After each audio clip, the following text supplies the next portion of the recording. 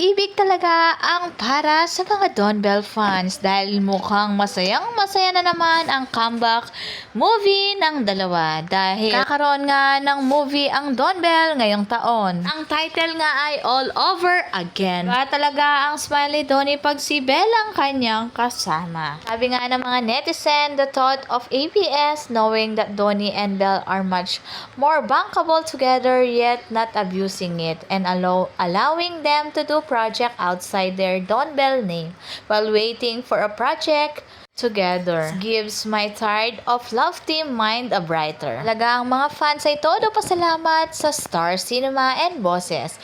God bless you and Don Bell. Love them so much.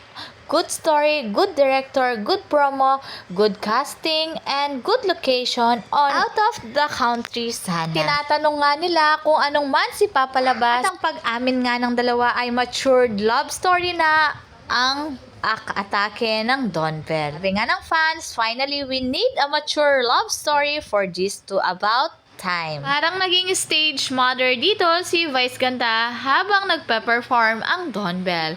Pati nga ang mga kaibigan nila at hinihiling nila habang kumakanta ang dalawa ay mag-kiss. Na naman sa kanilang ngiti kung gaano sila ka-proud sa dalawa. Don Bell movie and teleserie's future journey na nilang dalawa sa totoong buhay na nilang magjowa. Strong relationship together forever. God bless Don Bell. Sana magmahalan kayong dalawa. They are both happy, you can tell by their facial expression and body language and how they laugh and very genuine.